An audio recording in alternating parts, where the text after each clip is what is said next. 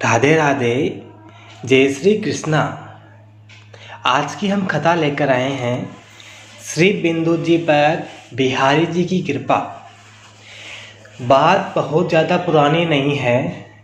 वृंदावन में श्री गोस्वामी बिंदु जी महाराज नाम के एक भक्त रहते थे। वे काव्य रचना में प्रवीण थे। श्री बिहारी जी महाराज उनके प्राण आराध्य थे। अतः प्रतिदिन एक नवीन रचना श्री बिहारी जी महाराज को सुनाने के लिए रचते और सायंकाल में जब बिहारी जी के दर्शन के लिए जाते तो उन्हें भेंट कराते। उनके मधुर कंठ की ध्वनि दर्शनार्थियों के हृदय को विमुक्त कर देती थी। बिहारी जी से उनका सतत साक्षात्कार था। एक बार बिंदु जी महाराज जबरग्रस्त हो गए। कई दिनों तक कंपकंपी देखकर जबर आता रहा। उनके शिष्यगण उनकी सेवा में लगे थे।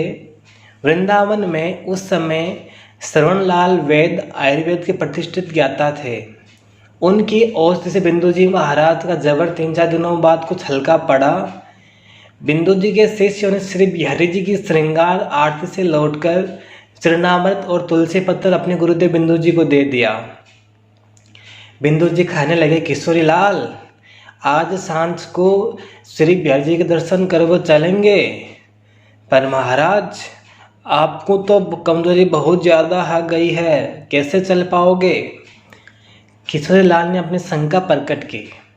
अरे कुछ नहीं भाइयों, ठाकुर को देख कर कई दिन आ गयो, या लिए आज तो जरूर ही जाएंगे। बिंदु जी ने अपना निर्णय सुनाया। ठीक है, जो आज्ञा कहकर किशोरी लाल अन्य कार्य में व्यस्त हो गए। परंतु बिंदु जी अचानक बेचैन हो उठे। आज तक कभी ऐसा नहीं हुआ जब बिंदु जी बिहारी जी के दर्शन करने गए और उन्हें कोई नई स्वरचित काव्य रचना न अर्पित की हो। आज उनके पास कोई रचना नहीं थी। उन्होंने कागज कलम लेकर लिखने का प्रयास भी किया। शारीरिक व मानसिक चिंता के कारण सफल नहीं हो सके। धीरे धीरे दोपहरी बीत गई।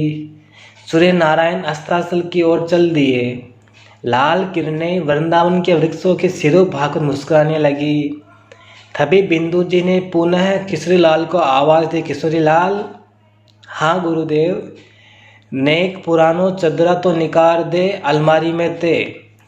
किशोरी लाल समझ न सके कि गुरुदेव की अचानक पुरानी चादर की क्या आवश्यकता आ पड़ी। वह आज्ञा की अनुपालना करते हुए अलमारी से चादर निकाल कर गुरुजी के सिरहाने रख दी। चादर क्या थी, उसकी दसियों तो पैबंद लगे थे, रज में लिथ रही थी। बिंदु जी ने चादर को सहेज कर अपने पास रख लिया। जब सूर्य अस्त हो जाने पर बिंदु जी महाराज के दर्शन करने के लिए निकले थे तो उन्होंने वही चादर ओढ़ रखी थी। तब वृंदावन में आजकल की भांति बिजली की जगमग नहीं थी। दुकानदार अपनी दुकानों पर प्रकाश की जो व्यवस्था करते थे, बस उसी से बाजारी प्रकाशित रहते थे। शिष्य लोग भी चुपचाप गुरुजी के पीछे चल दिए। श्री बिहारी जी महाराज के मंदिर में पहुंचकर बिंदु जी ने किशोरी लाल का सहारा लेकर जगमोहन की सीढ़ियां चढ़ी और श्री बिहारी जी महाराज के दाहिनी ओर वाले कटहरे के सवारे द्वार से लगकर दर्शन करने लगे। वे जितनी देर वहां खड़े रहे, उनकी दोनों आंखों से अश्रु की धारा अविरल रूप से प्रवाहित होती रही। आज कोई रचना तो थी नहीं जिसे बिहारी जी को सुनाते, अतः चुपचाप दर्शन करते रहे। काफ़ी समय बीतने के बाद उन्होंने वहां से चलने की इच्छा से कटहरे पर सिर टिकाकर दंडवत प्रणाम किया। एक बार फिर अपने प्राण प्यारे को जी भर के देखा और जैसे ही कटहरे से उतरने लगे कि नुपुरों की ध्वनि ने उनके पैर रोक दिए। जो कुछ देखा था उनके लिए एक अद्भुत था। निज महल के सिंहासन से उतरकर बिहारी जी महाराज उनके सामने आ खड़े हुए। क्यों, आज ना ही सुनाओगे अपनी कविता? अक्सर अक्सर जैसे रग में पगा हुआ खनकते से मधुर मधुर आवाज़ उनके करण कुहरों से टकराई। उन्होंने देखा ठाकुर जी ने उनकी चादर का छोर अपने हाथ में ले रखा है। सुनाओ न। एक बार फिर आग्रह के साथ बिहारी जी ने कहा। ये सौपन था या साक्षात इसका निर्णय कौन करता? बिंदु जी तो जैसे आत्मशुद्ध ही खो बैठे थे। शरीर की कमजोरी न जाने कहाँ विलुप्त हो गई। वे पुनः खटहरे का सहारा लेकर खड़े हो गए। आंखों से आंसुओं की धारा गदगद हृदय पुलकित देह जैसे आनंद का महास्रोत प्रकट हुआ हो। बिंदु जी की कंठ ध्वनि ने अचानक सबका ध्यान अपनी ओर खींचा। लोग कभी उनकी तरफ देखते, कभी उनकी चादर की ओर, किंतु श्री बिंदु थे कि श्री बिहार जी महाराज की ओर अपलक दृष्टि से देख रहे थे। मंदिर में उनके भजन की गूंज के सिवाय और कोई शब्द सुनाई नहीं दे रहा था।